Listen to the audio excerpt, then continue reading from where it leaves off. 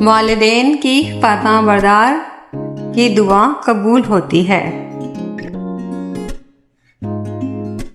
حضرت عبداللہ بن رضی اللہ عنہ سے روایت ہے، کہتے ہیں میں نے رسول اللہ صلی اللہ علیہ وآلہ وسلم کو فرماتے ہوئے سنا کہ پچھلے زمانے میں 3 لوگ سفر پر ایک ساتھ نکلے۔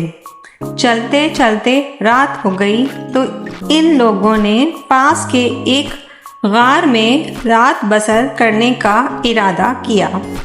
جیسے ہی وہ لوگ غار میں داخل ہوئے، اوپر پہاڑ سے ایک چٹان گری اور غار کا منہ بند ہو گیا اور پورے غار میں گھٹا دھوپ اندھیرا چھا گیا۔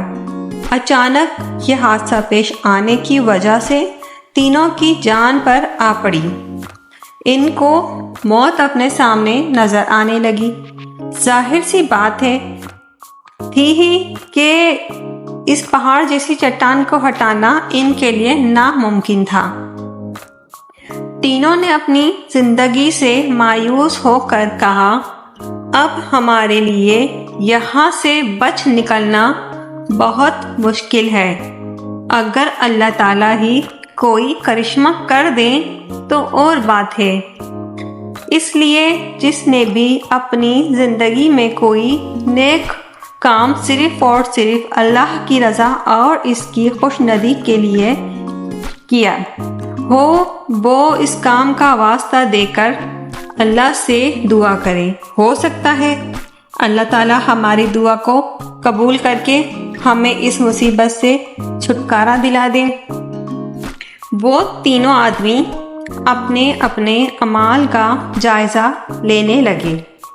تھوڑی دیر کے بعد ان میں سے ایک آدمی نے بولنا شروع کیا کہ میرے بوڑھے ماں باپ تھے۔ میں جنگل میں لکڑیاں کاٹ کاٹ کر ان کا اور اپنے بچوں کا پیٹ پالتا تھا۔ میرا یہ معمول تھا کہ بکریوں کا دودھ دھو کر سب سے پہلے اپنے بوڑھے ماں باپ کو پلاتا تھا، اس کے بعد اپنے بچوں کو پلاتا تھا۔ کبھی ایسا نہیں ہوا کہ والدین سے پہلے میں نے اپنے بچوں کو کھلایا پلایا ہو۔ ایک بار ایسا ہوا کہ لکڑیوں کی تلاش میں بہت دور نکل گیا اور گھر واپس ہوتے ہوتے بہت رات گزر گئی۔ میں نے جلدی جلدی دودھ دھویا اور والدین کو پلانے کے لیے دودھ کا پیالہ لے کر ان کے پاس پہنچا تو میں کیا دیکھتا ہوں کہ وہ دونوں سو چکے ہیں اور میرے بچے بھوک کی وجہ سے بل بلا رہے ہیں۔ اب میں شش و پنج میں پڑ گیا کہ خدایا میں کیا کروں، والدین کو جگاؤں تو ان کی نیند خراب ہو اور بچوں کا رونا دھونا بھی برداشت نہیں ہو رہا تھا۔ بہرحال اپنے دل کو مضبوط کر کے میں ہاتھ میں پیالہ لے کر والدین کے سرہانے کھڑا ہو گیا اور ان کے جاگنے کا انتظار کرنے لگا۔ ادھر میرے بچوں کو بھوک کی وجہ سے برا حال تھا، بھوک کی شدت سے چیخ رہے تھے۔ ان کی چیخو پکار سن کر میرے ماں باپ جاگ گئے۔ میں نے جلدی سے ان کو دودھ پلایا، وہ شکم سیر ہو گئے۔ اس کے بعد میں نے اپنے بچوں کو دودھ پلایا، ان کی بھی بھوک مٹ گئی اور وہ بھی سو گئے۔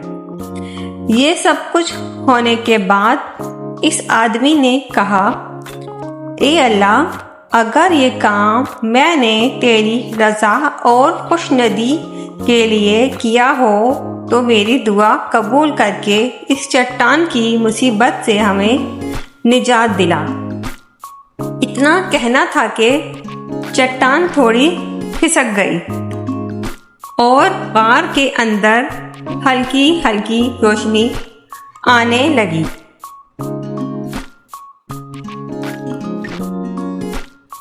اس کے بعد دوسرے شخص نے کہا، اے اللہ، تو اچھی طرح جانتا ہے کہ میری ایک چچا زاد بہن تھی جس سے میں بہت محبت کرتا تھا۔ میں نے اس پر قابو پانے کی بہت کوشش کی اور اس سے اپنی خواہش کا اظہار کرتا رہا، لیکن ہر بار وہ باز رہی۔ اسی دوران ایک سال بہت سخت قحط پڑا، کھانے پینے کی ساری چیزیں ختم ہو گئیں۔ وہ بھی تنگ حالی سے مجبور ہو کر میرے پاس آئی تاکہ میں اس کی کچھ مدد کروں۔ میں نے اس سے شرط پر اس کو 120 دینار دیے کہ وہ میری نفسانی خواہش کو پورا کرے اور اپنے نفس پر مجھے قابو دے۔ حالات کی ماری مجبور راضی ہو گئی۔ اب وہ پورے طور پر میرے قبضے میں تھی اور میں نے اپنی حافظ کی کوشش کو عملی جامہ پہنانے کے لیے اس کے پیروں کے درمیان بیٹھا۔ وہ لرزر گئی اور کہنے لگی، میرے بھائی، اللہ سے ڈر، اس مہر کو ناجائز طریقے سے نہ توڑ۔ اس کی بات سن کر میرے دل میں اللہ کا خوف پیدا ہوا اور میں اپنے ارادے سے باز آ گیا اور وہاں سے چلا گیا، حالانکہ وہ مجھے سب سے زیادہ محبوب تھی۔ میں اس سے سچی محبت کرتا تھا۔ میں نے اس کو دیا ہوا دینار بھی واپس نہیں لیا۔ اے اللہ، اگر یہ کام میں نے تیری رضا اور تیرے ڈر سے کیا تھا تو اس کے طفیل میں ہماری اس مصیبت کو دور کر دے۔ کیونکہ چٹان تھوڑی اور کھسک گئی، اب غار کے اندر پوری روشنی آ رہی تھی، لیکن ابھی بھی وہ غار سے نکل نہیں سکتے تھے۔ اب تیسرے شخص کی باری آئی۔ اس نے کہا، اے اللہ، جیسا کہ تو جانتا ہے کہ میں نے چند مزدوروں کو مزدوری پر رکھا تھا۔ میں نے ان سب کو وقت پر مزدوری دے دیتا تھا۔ ان میں سے ایک مزدور اپنی مزدوری چھوڑ کر چلا گیا تھا۔ کافی دن گزر گئے، وہ نہیں آیا۔ میں نے اس کی مزدوری کو کاروبار میں لگا دیا۔ اللہ کی شان دیکھیے، اس کاروبار میں بڑا نفع ہوا۔ کچھ سالوں کے بعد وہ آدمی اچانک میرے پاس آ کر کہنے لگا، میرے بھائی، میری مزدوری مجھے دے دو۔ میں اس سے کہا، یہ جتنے اونٹ، گائیں، بکریاں اور غلام تم دیکھ رہے ہو، یہ سب کا سب تمہارا ہی ہے، جاؤ لے لو۔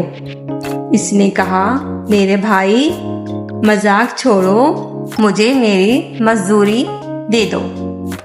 میں نے اس سے کہا، میں مذاق نہیں کر رہا ہوں، واقعی یہ سب کچھ تمہارا ہی ہے، یہ سارا مال و اسباب تمہارا ہی ہے، اسی مزدوری کا نتیجہ ہے، بس میں نے اس کو کاروبار میں لگا دیا تھا اور اللہ تعالیٰ نے اس میں برکت دی اور اتنا سب کچھ ہو گیا۔ وہ مزدور بہت خوش ہوا اور خوشی خوشی سارا زیور لے کر چلا گیا۔ اے اللہ، اگر تیرے علم میں اگر میں نے یہ کام تیری رضا کے لیے کیا ہو تو ہمیں اس مصیبت سے نجات دلا۔ اتنا کہنا تھا کہ चट्टान पूरी की पूरी खिसक गई और वो सब अपनी मंजिल की तरफ रवाना हो गए। वालिदैन की दुआ ज़रूर कबूल होती है।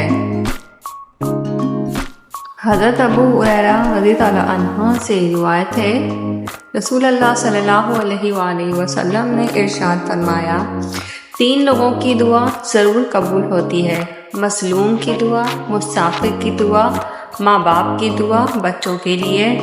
हज़रत सुबान से रिवायत है, रसूलुल्लाह सल्लल्लाहु अलैहि वसल्लम ने इरशाद फरमाया, 4 लोगों की दुआ कबूल होती है, इंसाफ करने वाले बादशाह की दुआ, भाई के हक में की दुआ इस तौर पर कि भाई को कान खबर ना हो, मजलूम की दुआ, आदमी की दुआ अपनी औलाद के लिए। हज़रत अनस से रिवायत है, रसूलुल्लाह सल्लल्लाहु अलैहि वसल्लम ने इरशाद फरमाया, 3 लोगों की दुआ कभी रद्द नहीं की जाती, बाप की दुआ अपने बेटे के लिए, मजलूम की दुआ और मुसाफिर की दुआ।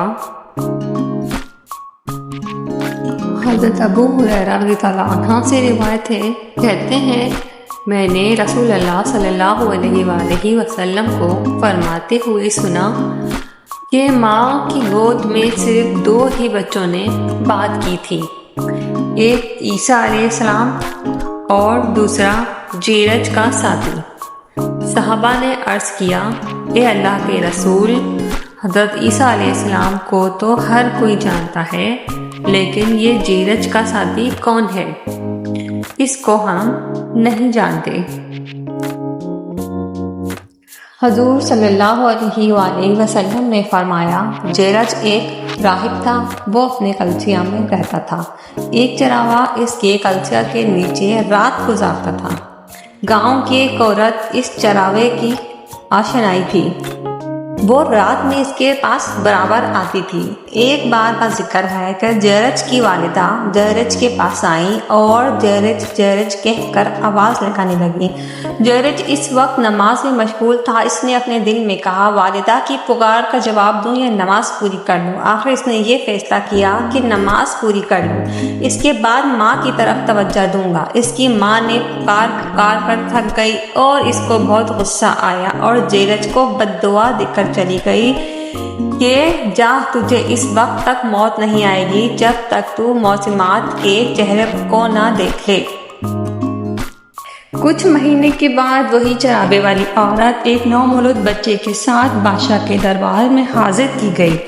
गांव के लोगों ने इस औरत पर यह इल्ज़ाम लगाया था कि बादशाह सलामत, इस औरत की अभी शादी ब्याह कुछ नहीं हुआ है, आखिर ये बच्चा इसकी गोद में कहाँ से आ गया। बादशाह ने इस औरत से पूछा, ये किसका बच्चा है? औरत ने जवाब दिया, ये जेरज का बच्चा है। बादशाह ने इस्तग़फ़ार किया, क्या वही कलसिया वाला? इसने कहा, हाँ। बादशाह ने अपने कारिंदों को हुक्म दिया कि जाओ, इसकी कलसिया को ढा दो और इसे पकड़कर हमारे पास ले आओ। हम इसको बड़ा नेक और सुहालिया समझ रहे थे और वो अंदर ही अंदर न जाने क्या क्या गुल खिला रहा था। बाहर कैफ बादशाह के कारिंदों ने हुक्म की तामील में फावड़ों से जेरज का कलसिया को गिरा दिया और इसके हाथ पाँव बांध कर बादशाह के दरबार की तरफ लेकर चले। रास्ते में जेरज ने तुआइफों को देखकर ज़ेरे लब मुस्कुराया और दिल ही दिल में सोचने लगा, ये मेरी वालिदा की बद्दुआ का नतीजा है। खैर, बादशाह के कारिंदे इसको बादशाह के दरबार में लेकर हाजिर हुए। बादशाह ने इससे कहा, क्यों रे जेरज, तू तो बड़ा पारसा बन रहा था और अंदर ही अंदर न जाने क्या गुल खिला रहा था। इसने कहा, बादशाह सलामत, क्या हुआ? बादशाह ने कहा, भोले ना बनो, क्या तुम इस औरत को नहीं जानते और ये तुम्हारे बारे में क्या कह रही है? जेरज ने कहा, वाकई मुझे कुछ नहीं मालूम। बादशाह ये औरत कह रही है कि इसके बच्चे का बाप तुम ही हो। इतना सुनना था कि जेरज का सर शर्म से झुक गया। खैर, इसको अपने खुदा पर भरोसा था कि वो इसे इस तहमत और इल्ज़ाम से बरी कर देगा। जेरज ने कहा, वो बच्चा कहाँ है? बादशाह ने कहा, यही जो इसकी गोद में है। जेरज ने दिल ही दिल में दुआ करते हुए इस बच्चे से मुखातिब होकर कहा, प्यारे बच्चे, ज़रा बताओ तुम्हारा बाप कौन है? جیرج کی اس حرکت پر لوگ ہنسنے لگے کہ کہیں یہ پاگل تو نہیں ہو گیا، بھلا ایک نوازیدہ بچہ جو بالکل ناسمجھ ہے اور بولنا بھی نہیں جانتا، وہ یہ کیسے بتائے گا کہ اس کا باپ کون ہے؟ لیکن اللہ نے اس بچے کو گویائی عطا کی اور اس نے بتا دیا کہ میرا باپ وہی چراوے والا ہے جس سے یہ عورت رات میں چھپ چھپ کر ملتی تھی۔ بچے کے جواب سے پورا مجمع دنگ رہ گیا اور سب کا سر شرم سے جھک گیا اور سب نے یقین کر لیا کہ جیرج بے قصور ہے، ساری کارستانی اسی عورت کی ہے، اور بادشاہ بھی اپنے فعل پر بہت نادم ہوا۔ جیرج نے ہاتھ پاؤں کو رسیوں سے کھلوایا اور کہنے لگا کہ انجانے میں مجھ سے بہت بڑی غلطی ہو گئی، تمہارے کلسیہ کو گروا کر میں نے بہت بڑا گناہ کیا ہے۔ اگر تم حکم دو تو میں تمہارے لیے سونے چاندی کا ایک نیا کلسا بنوا دیتا ہوں۔ جیرج نے کہا، اس کی کوئی ضرورت نہیں ہے، بس میرا کلسا ویسے ہی بنا دو جیسا تھا۔ بادشاہ نے کہا، ٹھیک ہے، لیکن ایک بات بتاؤ، ابھی تم ہنس کیوں رہے تھے؟ اس نے جواب دیا، مجھے میری ماں کی بد دعا لگ گئی تھی۔ پھر اس نے اپنا پورا قصہ بیان کیا۔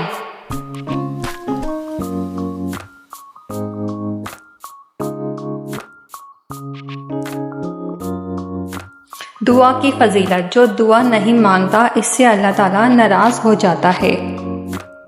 حضرت عبداللہ بن عمر رضی اللہ عنہ فرماتے ہیں، رسول اکرم صلی اللہ علیہ وسلم کا ارشاد پاک ہے، جس شخص کے لیے دعا کا دروازہ کھولا گیا، یعنی دعا کی توفیق دی گئی، اس کے لیے گویا رحمت کے دروازے کھول دیے گئے، اور جو چیز اللہ سے مانگی جاتی ہے ان میں سے سب سے زیادہ اللہ کے نزدیک پسندیدہ عافیت ہے۔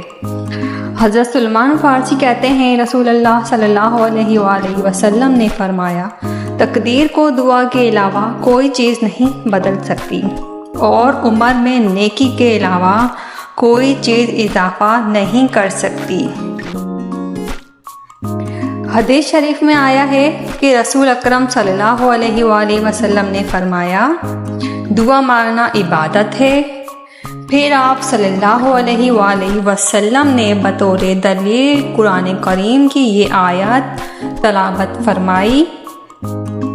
ترجمہ، اور تمہارے رب نے مجھ سے فرمایا، مجھ سے دعا مانگا کرو، میں تمہاری دعا قبول کروں گا۔ بے شک جو لوگ میری عبادت سے سرتابی کرتے ہیں، رسول اکرم صلی اللہ علیہ وآلہ وسلم نے ارشاد فرمایا کہ اللہ تعالیٰ کے ہاں دعا سے زیادہ اور کسی چیز کی وقت نہیں ہے، وہ ضرور جہنم میں داخل ہوں گے۔ جو ذلیل و خوار ہو کر حضور اکرم صلی اللہ علیہ وآلہ وسلم نے ارشاد فرمایا کہ جو شخص اللہ تعالیٰ سے کوئی سوال نہیں کرتا، اللہ تعالیٰ اس شخص سے ناراض ہو جاتے ہیں۔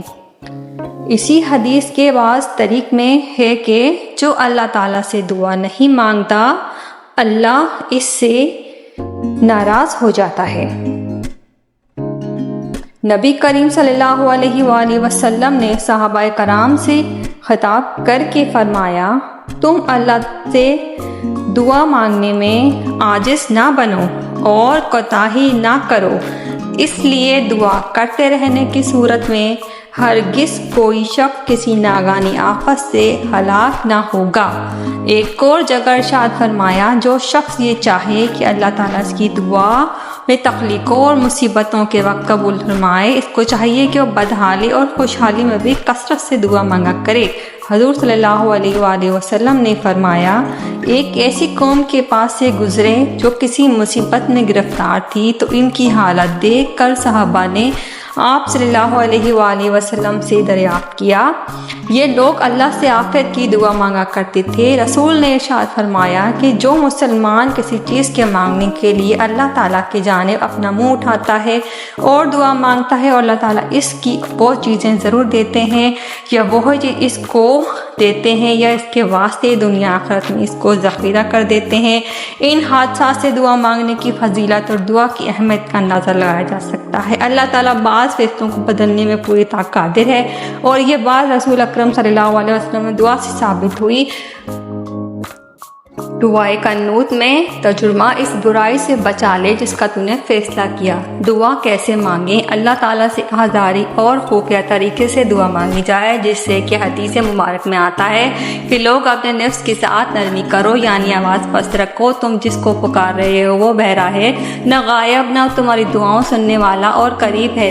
دعا میں زیادتی نہ کی جائے، حیثیت و مرتبے سے بڑھ کر دعا نہ کی جائے، اصلاح کے بعد کا فساد نہ پھیلایا جائے، یعنی اللہ کی نافرمانی کر کے فساد پھیلانے میں حصہ نہ لیا جائے، اس کے عذاب کا ڈر بھی دل میں ہو اور رحمت کی امید بھی۔ اس طریقے سے دعا کرنے والے محسن ہیں اور اللہ کے بہت قریب ہیں۔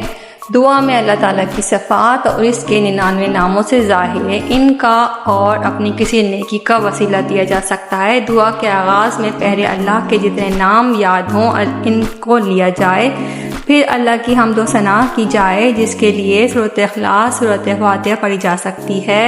اس کے بعد رسول اکرم صلی اللہ علیہ وآلہ وسلم پر درود بھیجیں، پھر اپنی گناہوں کا اقرار کریں اور توبہ کریں۔ اب دعا مانگیں، جتنی عربی کی دعائیں یاد ہوں وہ پڑھیں، پہلے اپنے لیے اور آخر میں دوسروں کے لیے اور مسلم امہ کے لیے دعائیں کریں اور درود شریف پڑھیں۔ اس بات کا یقین رکھیں کہ دعا کا جواب آتا ہے اور دعا ضرور قبول ہوتی ہے، بشرطیکہ پورے دل سے دعا مانگی جائے۔ پوری نماز میں یا عبادت میں جب ہم دعا کے مقام پر پہنچتے ہیں تو ہم تیزی میں ہوتے ہیں اور بہت جلدی کے ساتھ دعا مانگتے ہیں۔ ایک پاؤں میں جوتا ہوتا ہے، دوسرا پہن چکے ہوتے ہیں، اٹھتے کھڑے جلدی سے دعا مانگتے چلے جاتے ہیں، یعنی وہ رشتہ اور وہ تعلق جو انسان کا خدا کی ذات سے ہے اور اس طرح جلد بازی کی کیفیت میں پورا نہیں ہو پاتا۔ علماء کے مطابق دعا مانگتے وقت انسان پورے خضوع کے ساتھ اور پوری توجہ کے ساتھ دعا کی طرف متوجہ دے اور اس کا نفس مضبوط ہو اور اس کے ذہن میں اتار کر تکلم میں ڈھال کر آگے چلا جائے، تاکہ اس ذات تک پہنچے جس کے سامنے دعا مانگی جا رہی ہے یا پیش کی جا رہی ہے۔ دعا کے معنی اللہ سے مانگنے اور اس کی بارگاہ میں اپنے احتجاج کا دامن پھیلانے کے ہیں۔ دعا کی اہمیت اس سے واضح ہے کہ ہم سراپا احتجاج ہیں اور ہر لمحہ دنیا اور آخرت کی ہر بھلائی کے محتاج ہیں۔ حضرت محمد مصطفیٰ صلی اللہ علیہ وآلہ وسلم کا ارشاد ہے کہ دعا مومن کا ہتھیار ہے، دین کا ستون ہے اور آسمان اور زمین کا نور ہے۔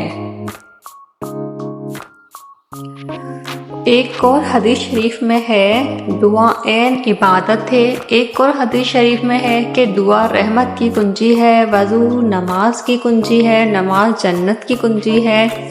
ان ارشادات سے معلوم ہوتا ہے کہ اللہ تعالیٰ کو دعا کتنی محبوب ہے، اور کیوں نہ ہو، وہ فانی متعلق ہے اور بندوں کا عجز و فقر ہی اس کی بارگاہ عالی میں سب سے بڑی سوغات ہے۔ ساری عباداتیں اس فقر و احتجاج اور بندگی و بیچارگی کے اظہار کے مختلف شکلیں ہیں۔ دعا میں آدمی بارگاہ الہی میں اپنی بسی کسی اور عجز و قصور کا اعتراف کرتا ہے، اس لیے دعا کو عین عبادت بلکہ عبادت کا مغذر فرمایا گیا ہے۔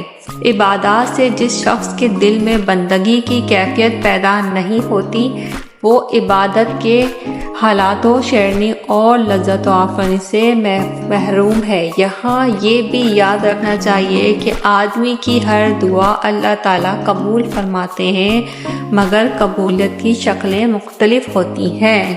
کبھی وہی چیز عطا کر دی جاتی ہے جو اس نے مانگی نہیں تھی، کبھی اس سے بہتر چیز عطا کر دیتے ہیں، کبھی اس کی برکت سے کسی مصیبت کو ٹال دیتے ہیں، اور کبھی بندے کے لیے اس کی دعا کو آخرت کا ذخیرہ بنا دیتے ہیں۔ اس لیے اگر کسی وقت آدمی کی منہ مانگی مراد پوری نہ ہو تو دل توڑ کر نہ بیٹھ جائے، بلکہ یہ یقین رکھے کہ اس کی دعا تو ضرور قبول ہوئی، مگر جو چیز وہ مانگ رہا ہے وہ شاید علم الہی میں اس کے لیے موضوع نہیں، یا اللہ اس نے اس سے بہتر چیز عطا کرنے کا فیصلہ فرمایا ہے۔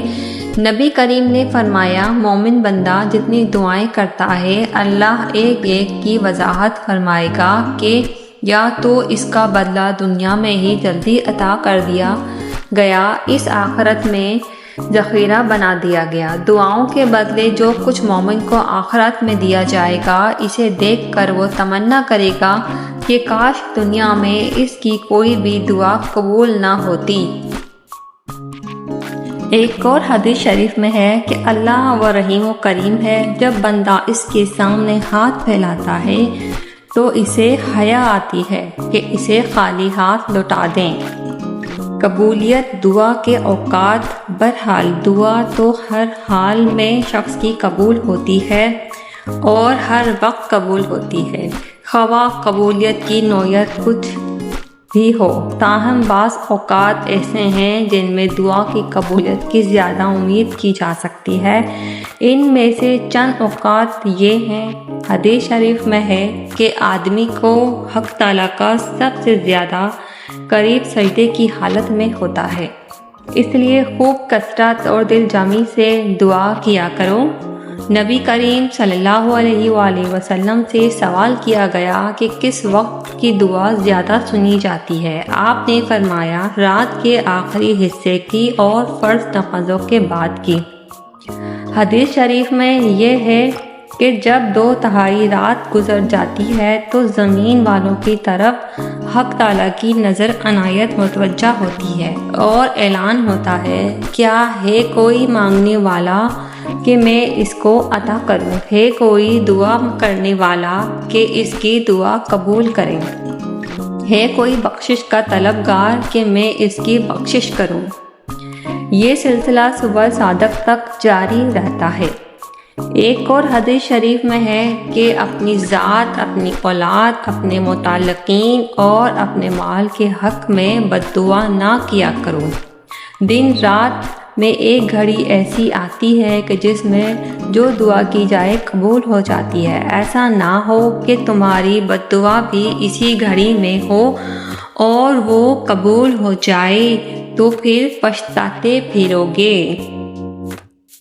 رحمت خداوندی کا دروازہ ہر وقت کھلا رہتا ہے اور ہر شخص جب چاہے اس کریم بارگاہ میں بغیر کسی روک ٹوک کے التجا کر سکتا ہے، اس لیے تو ہر وقت ہی مؤثر ہوتی ہے۔